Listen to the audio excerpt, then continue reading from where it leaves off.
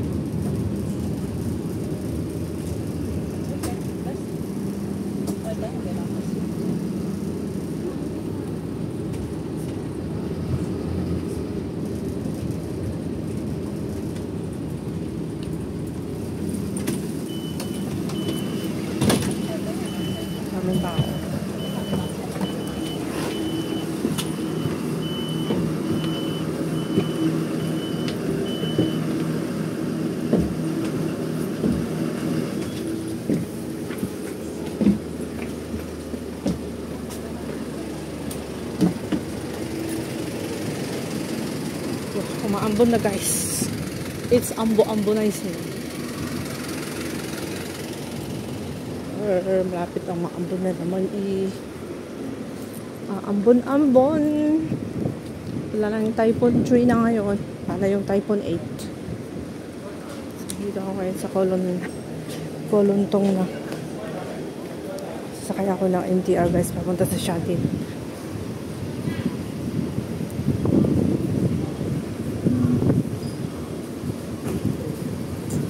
Ayan. Umalis na yung signal number 8. So, Typhoon 3 na ngayon pero maambon pa rin. Kasi pag Typhoon 8 guys, walang namamasada, wala kang masakyan. Kaya kailangan pag Typhoon 8, huwag kang lumabas.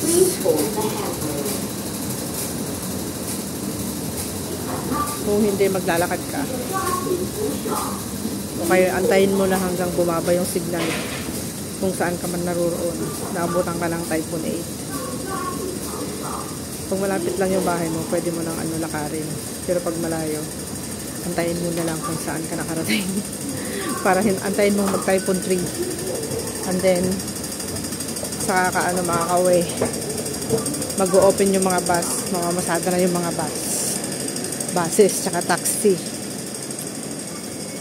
Kaya kanina, lumabas ako 9:30. Kasi tumigil yung ulan. Pero Typhoon 8 pa rin kanina. Tapos, walang taxi, walang buses. Walang minivan. Ang meron lang pa isa-isa na private car. Isa-isa lang. Kaya bumalik ako. Sabi ni ma'am, bumalik ka, umakyat ka ulit. Uwi. Kaya yon, bumalik ako sa bahay. Nagantay ako ng 3 oras. Ay, 3 oras. Tapos nung 1:10, sabi nung balita, 1:10 Typhoon 3 na. Eksakto guys, 1:10 Typhoon 3 na. Kaya lumabas na lahat yung mga tao. Tapos may mga taxi na rin, may mga bus na rin. Ganda dito sa Hong Kong, updated talaga Pag sinabi nilang 1:10 PM, ayan, Typhoon 3, baba ka na. May mga sasakyan na yan, namasada na sila. Yan yung mga tao, aligaga na lumabas kasi hindi sila nakalabas. So, tignan nyo. Ewan ko kung saan pupunta half day siguro yung mga work ng iba. Ang Hong Kong people ay lagi silang busy. So, andito na ako guys sa Kolontong station. Yan. Waiting ng bus papuntang Shatin ay Putan. Kasi bababa ko ng Putan. Saka ako sasakay ng bus papunta sa bundok. Punta ako sa bundok guys, bundok ng Liping Road. Alright, coming. The train is here.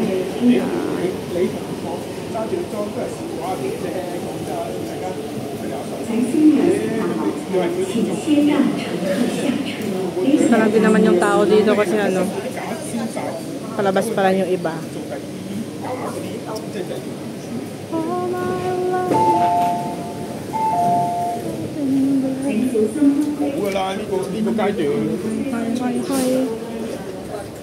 Kunti pa lang yung tao.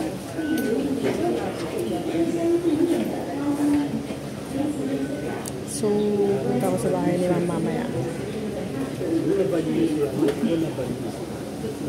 Pupunta ako ng bahay ni Ma'am ngayon, hindi mamaya. Yung ingay kasi nandito sa harapan ko. Nakakawala ng concentration. Maingay siya. Salita ng salita. Dito na kaya ako.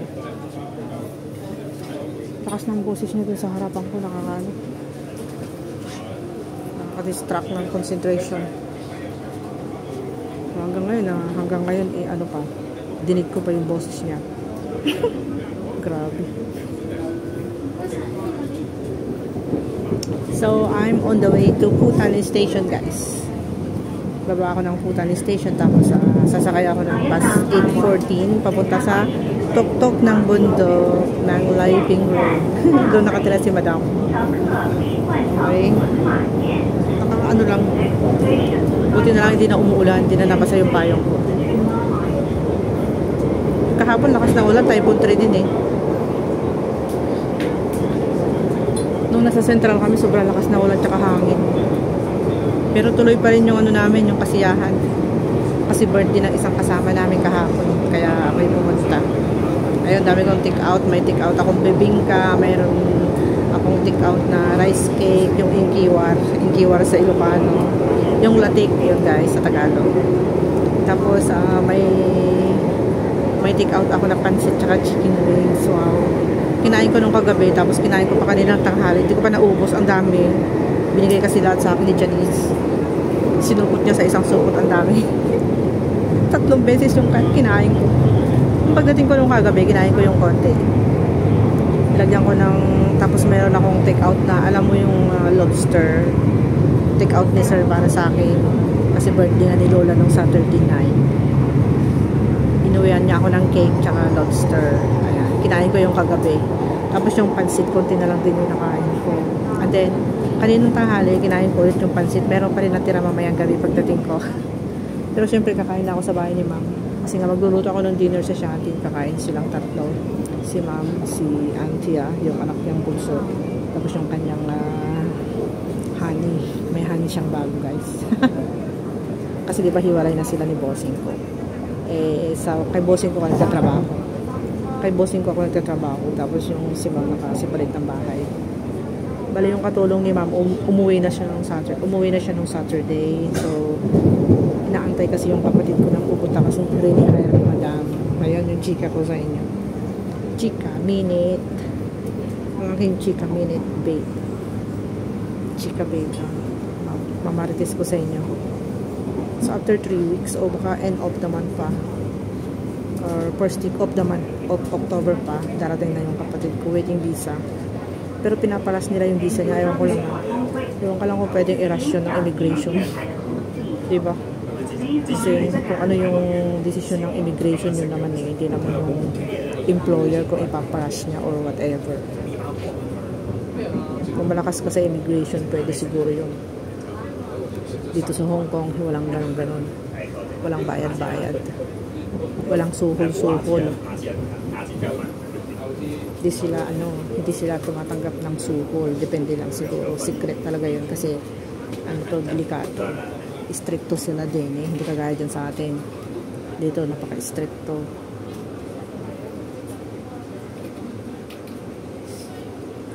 Kaya maganda yung dito patakaran. Pero pag yung kagaya dyan sa atin, suhol dito, suhol doon, walang mangyayaring maganda.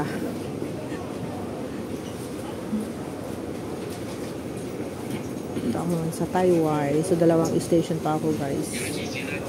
Nakarating ako ng Shating ay Putan. Next station is Shating, and then susunod is Putan. Doon ako bababa sa Putan. Tapos mag-wait ako ng doon ng bus. Sana maaga ako makasakay kasi magluluto pa ako ng dinner nila. Wala na ako nagawa doon kasi nga ilang oras na lang. Magluto lang ako ng dinner, maghugas ng pinggan. Linisan ko yung kusina, tapos uwi na ako ulit. Ano ba yan? Nakapagod. Di pa kasi ako matulog doon. Hindi naman kasi sinasabi niya na matulog ako doon. Pag ayaw na matulog ako doon, diwag, ayaw ko din. So, ang gagawin ko dito, punta ako na umaga. Uwi ako after dinner, gano'n. Pero after dinner, mga 9. Kasi pagkatapos ko ng kusina, 8:39. Tapos mag-aantay pa ako ng bus. Kasi yung bus doon every 30 minutes.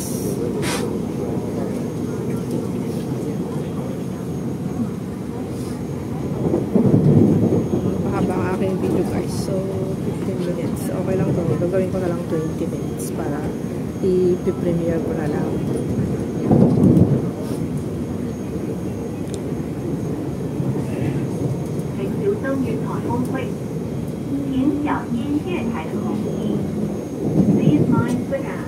Premiere. Hindi ako nakapag-premiere kahapon.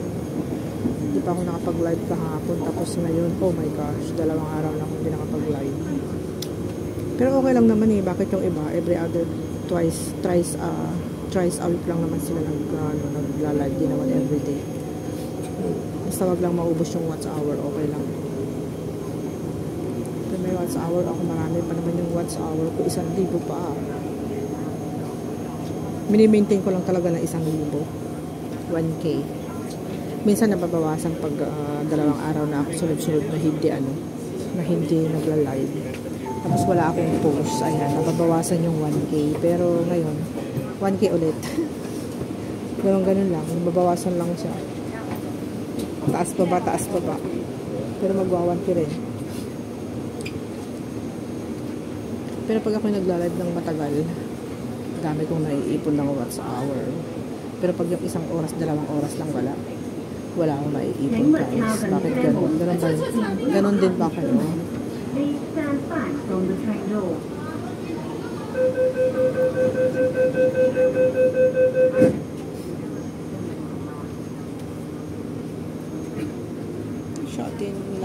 Shot in na ba? Oo nga, shot in. Susunod na ako, bababa. Putan is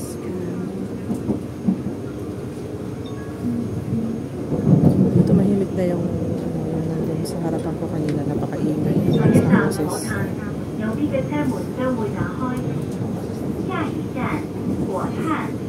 右边的车门将会打开。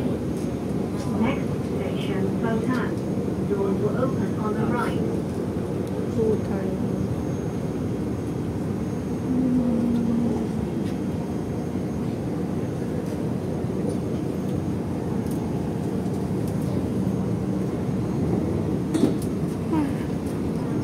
Nakakantok, guys, no?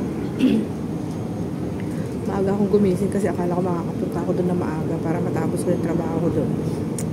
Eh, bumagyo naman. Kaya, naantala ang aking trabaho. Gagawin na lang ng part-time bukas. Dami pa naman binibili ni Ma'am kanina. Sabi niya mag-vacuum. Tapos, lilinisan ko daw yung under the sink kasi marami daw cockroach. Ewan ko lang kung anong ginawa nung dati. Umuwi. Hindi niya nililinis yun. Tampakan ng daming mga sibuyas, bawang luya, ganun ang dami, nakatambak lang doon, purong-puro yung karga. Tapos diba yun, magdalaban ng damit nila, magluluto ako ng chicken ni Daw. Daming bili ni Mami. Yung pala typhoon 8, di ako makapunta na maaga. Tuloy, ilang oras na lang, magluluto na ako ng dinner, kakain na sila. So, bye guys. Bababa na ako. This is Putan Station.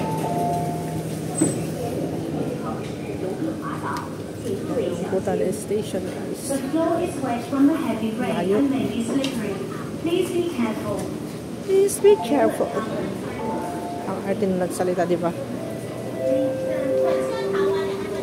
arte. Layo naman.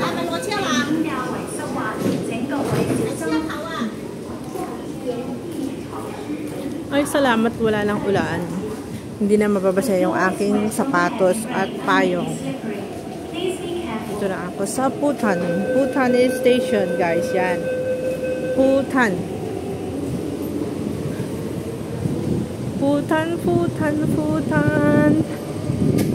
Ayan. Mamayang gabi uuwi rin ulit ako. Okay. After dinner. Okay. Daming tao. Parang na-miss nila lumabas. Ilang oras lang. Ay, na-miss nilang lumabas. Ilang oras lang sila nag-stay sa bahay kasi nga typhoon 8 kanina umaga. Paggising ko napakalakas na ulan tapos napakadilim ng paligid. Tapos nagliwanag lang kanina mga alauna. 1:10 umalis na. Typhoon 3 na lang ngayon. Yun lang ang kwento ko ngayon sa inyo. Mahangin pa rin. Kasi nga typhoon 3 pa rin. Sana mamayang gabi is ano na siya. Wala nang typhoon. Wow, tinapay. Bibili pala ako ng tinapay ko mamaya. Huwag na. Mamayang gabi na lang. dadalhin ko ulit. Pipit-pit lang sa bag ko.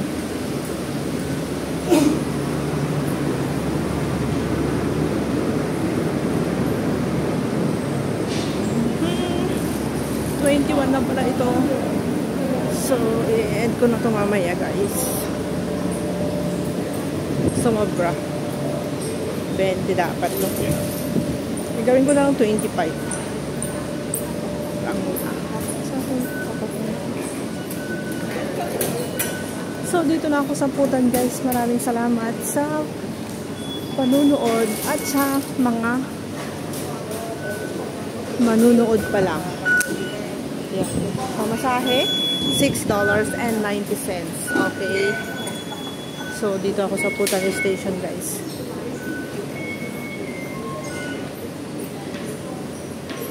Hanggang dito na lang ang aking video. Thank you very much for watching. Love you all. Bye. Ganda ng putan, guys. Oh. Thank you, everyone. Bye-bye.